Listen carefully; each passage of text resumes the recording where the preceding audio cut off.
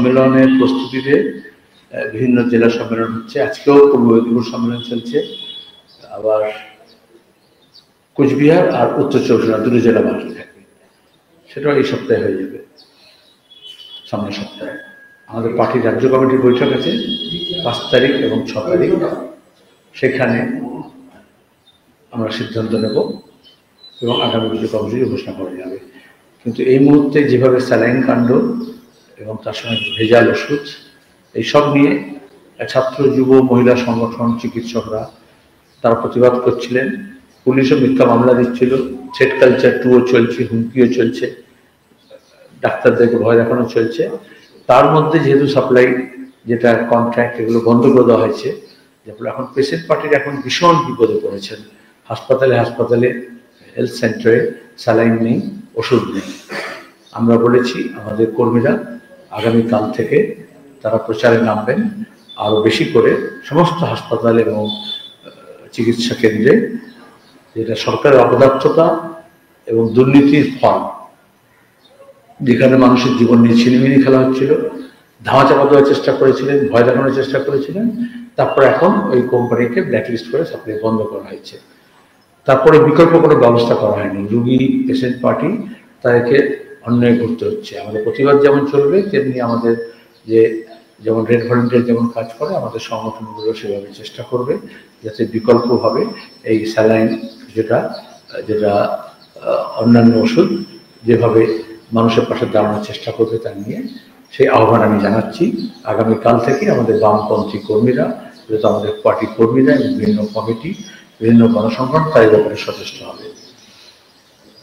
Budget আজকে এসছে, এটা আমি এই জন্য বললাম, দেখলেন যে বাজেটেও স্বাস্থ্য এবং শিক্ষার দিকে কোনো নজর দেওয়া হয়নি।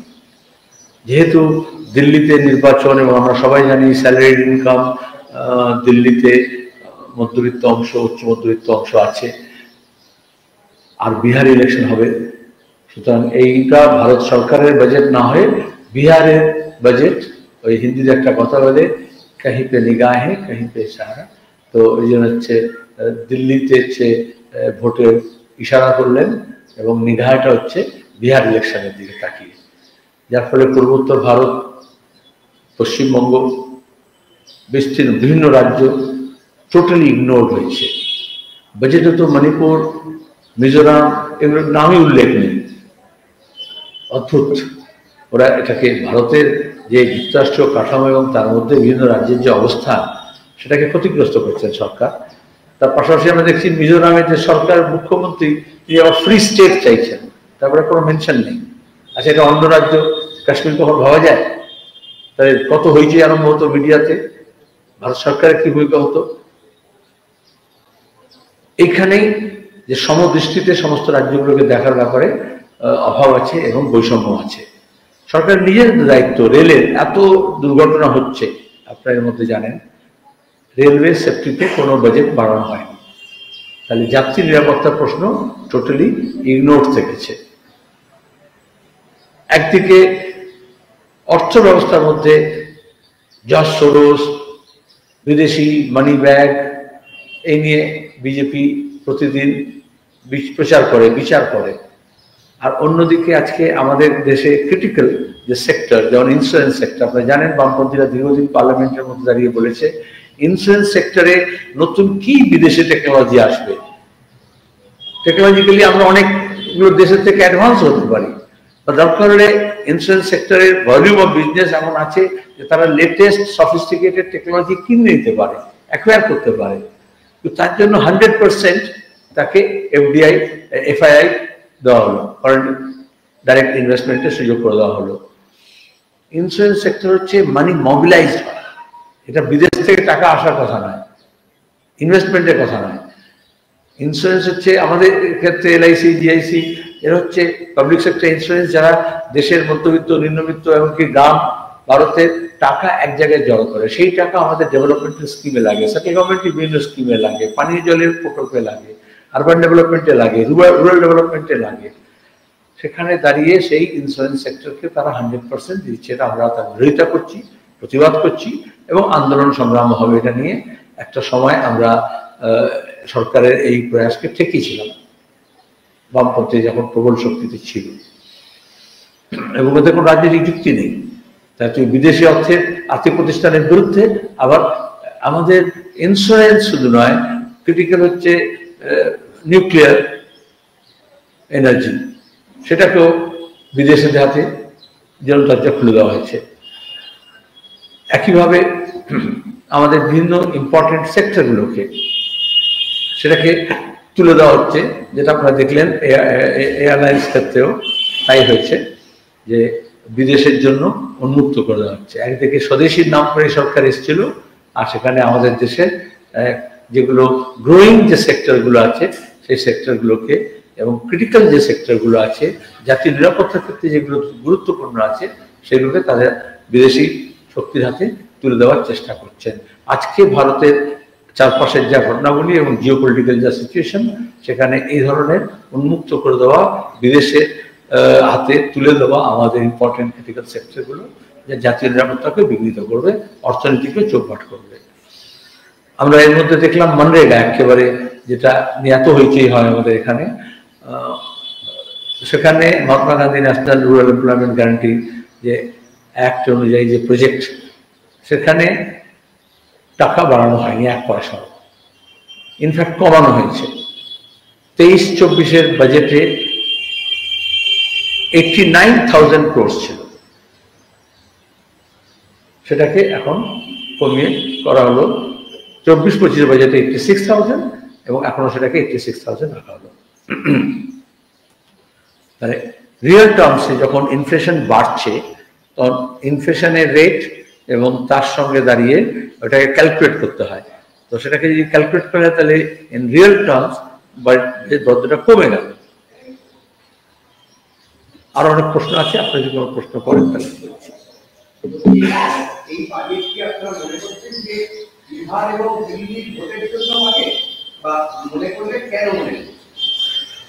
প্রথমত দেশের স্বার্থ এখানে দেখা হয়নি।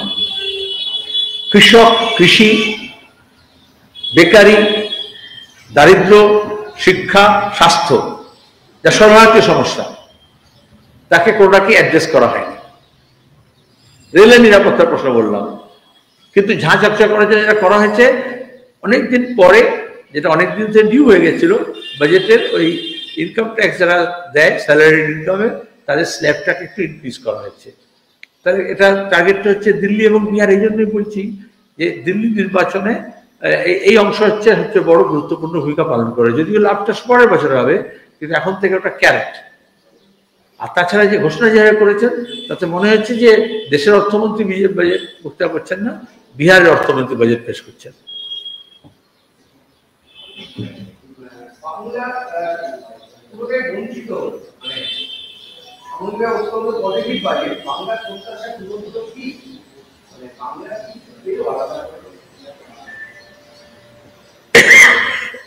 বাংলা যে বিজেপির স্কিম অফ থিংস আছে, এটা এই বাইরে থেকে বোঝাচ্ছেন না সেরকম।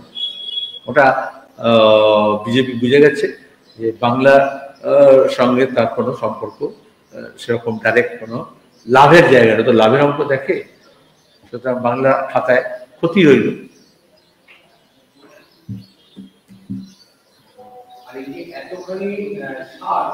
বিজেপি বলছে এটা হচ্ছে একটা ঐতিহাসিক বাজেট, আর কি প্রধানমন্ত্রীও বলেছেন এবং অর্থমন্ত্রীও বলেছেন যে এটা একটা হিস্টোরিক্যাল বাজেট।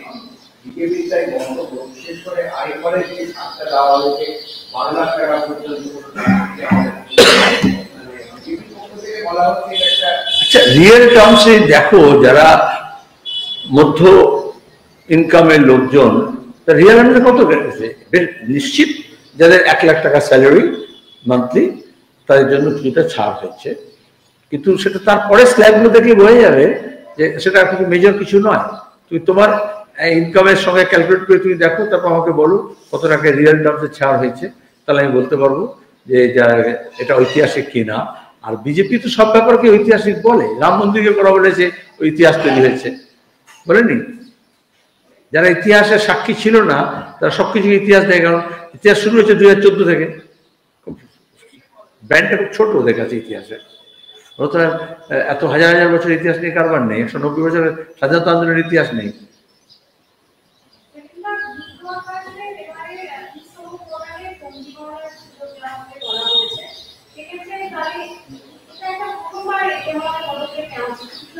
প্রস্তাব উত্তম, কিন্তু বলা হয়েছে এই গিগ ওয়ার্কারদের কার্ডটা কিভাবে বিলি করা হবে।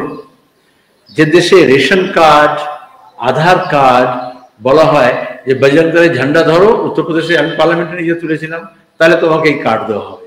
তাহলে এটা যে রাজনৈতিক কাজে ব্যবহার করা হবে না, যারা মিস কলে মেম্বার করে তারা যদি বললো মেম্বারশিপ করো আর তারপর তোমাকে গিগ কার্ড দেবো, তাহলে এটা কিভাবে ইন্ডিপেন্ডেন্ট অথরিটি হবে, কারা করবে, কাদের মাধ্যমে যাবে, এটা যতক্ষণ না the problem lies in the details, unless you know the details you can find এটা কার পক্ষে কার বিরুদ্ধে।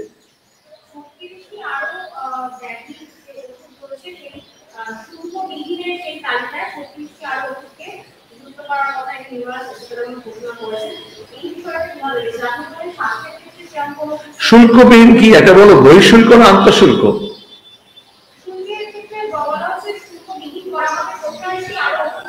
হ্যাঁ, কিন্তু সেখানে হচ্ছে যেগুলো বিদেশ থেকে আসবে সেগুলোকে, এত বিদেশের বিশেষত মার্কিন যুক্তরাষ্ট্র নিজের দেশকে আরো অর্থনীতিকে প্রোটেক্ট করার জন্য আরো বেশি তারিফ বলছে আর কি, ট্যারিফ, TARIF, আর প্রধানমন্ত্রী এটাকে মনে করছেন তার তারিফ করছে, তো একা রাষ্ট্রীয় ফর্ম।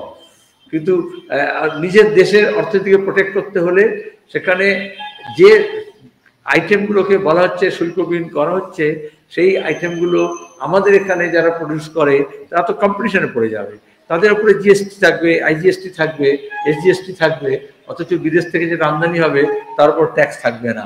এটা কখনো তো কাম্য নয়, বরঞ্চ তার উচিত ছিল আমাদের এখানে যে GST আছে, IGST আছে, CGST আছে, তো GSTর তালিকার বাইরে কতগুলো আইটেমকে তারা নিয়ে যেতে পারলেন বা GSTর হার কতটা কমাতে পারলেন, তাহলে আমাদের জিনিসপত্রের দামের উপর নির্ভর করবে। যেগুলো বড় লোকরা ব্যবহার করে, যেগুলো আমদানিকৃত, যেগুলো শৌখিন, যেগুলো বিলাসদ্রব্য, সেটার উপরে ট্যাক্স কমালে গরিব মানুষের কি লাভ, মধ্যবিত্ত মানুষের কি লাভ, সাধারণের কি লাভ?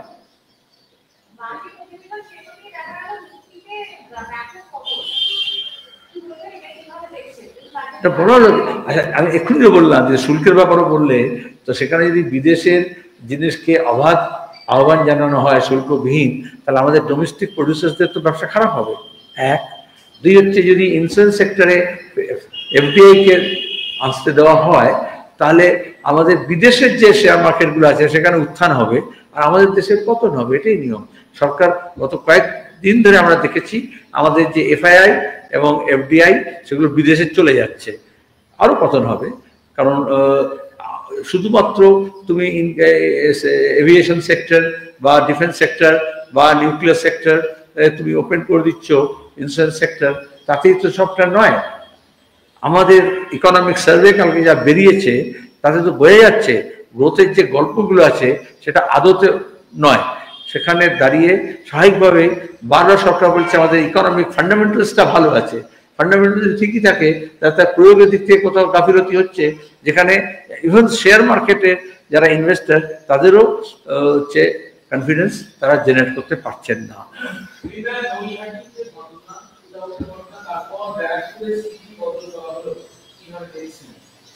মুখ্যমন্ত্রী আমাদের রাজ্যে যত অঘটন ঘটছে তৃণমূল বা অপরাধীদের অপরাধ না দেখে ওটাকে পুলিশের উপর অপরাধ দেখছেন। এটা ব্যারাকপুর হোক আর বিধাননগর হোক, কলকাতা হোক আর শিলিগুড়ি হোক, আসানসোল হোক, এই যে পুলিশ কমিশনারেটগুলো আছে তাদের এটা বুঝতে হবে যে দলের নির্দেশে চললে আদতে দেখা যাবে এই দলবাজির মাসুল হিসেবে যখন তোলাবাজদের নিজের মধ্যে গুলিগোলা চলছে, খুন খারাপি হচ্ছে, তখন কিন্তু স্কোয়ারলি ওই অফিসার্সগুলি ব্লেমড হচ্ছে। সুতরাং 7 মণ তেল পড়লো, রাধাও নাচলো না।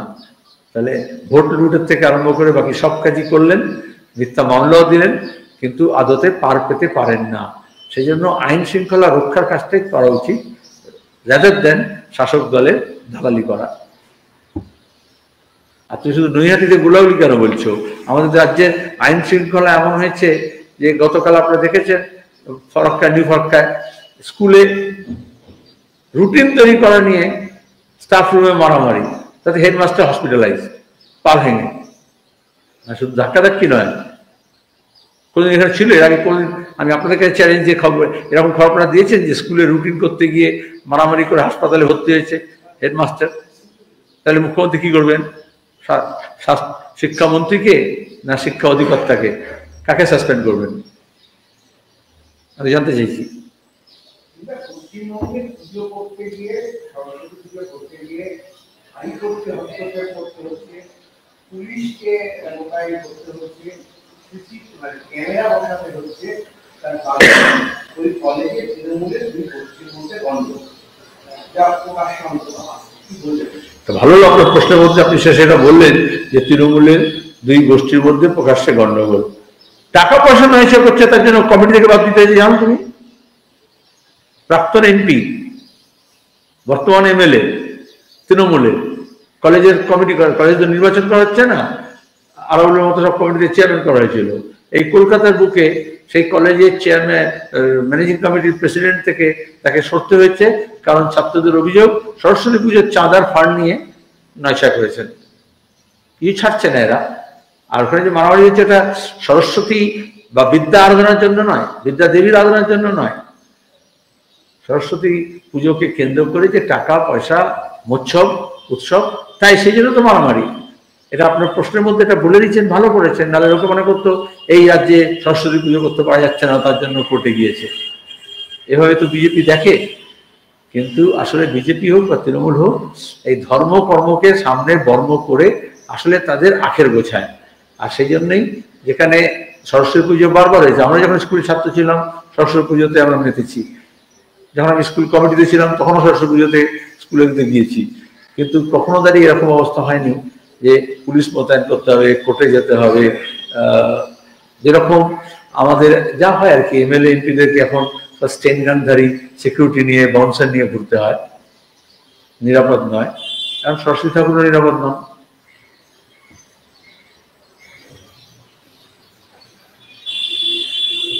আমাদের আপনাদের মাধ্যমে একটা আবেদন করে দিই, আমাদের রাজ্য সম্মেলন ডানকুনিতে 22 থেকে 25 হবে। সে উপলক্ষে প্রস্তুতি চলছে, নানা আলোচনা চলছে, রসদ সংগ্রহ চলছে, মানুষ বিপুল উৎসাহে সাহায্য করছেন। রিসেপশন কমিটি তারা প্রতিদিন মানুষের কাছে যাচ্ছেন। হুগলি জেলায় ডানকুনিতে হবে, কিন্তু গোটা জেলা জুড়ে একটা সংগ্রহ হচ্ছে। আমাদের এখানে অনেকেই যোগাযোগ করছেন যে যারা অন্য ওই জেলার বাইরে থাকেন, তাহলে তারা কিভাবে সাহায্য করবেন, কেমন করে করবেন। তো আমি তো আপনাদের মারফত বলতে পারি, আমাদের সিপিআই রাজ্য কমিটির নিজস্ব কিউআর কোড আছে ব্যাংক অফ ইন্ডিয়া ব্রাঞ্চে, মৌলালির ব্রাঞ্চে, এবং সেখানে সরাসরি যে কোনো জায়গা থেকে, দেশের যে কোনো প্রান্ত থেকে সেখানে সরাসরি তারা সাহায্য পাঠাতে পারেন এই সম্মেলন উপলক্ষে, যা আমাদের আন্দোলন সংগ্রামকে তীব্র করতে এবং আন্দোলনমুখী সংগঠন গড়ে তুলতে সাহায্য করবে। ধন্যবাদ।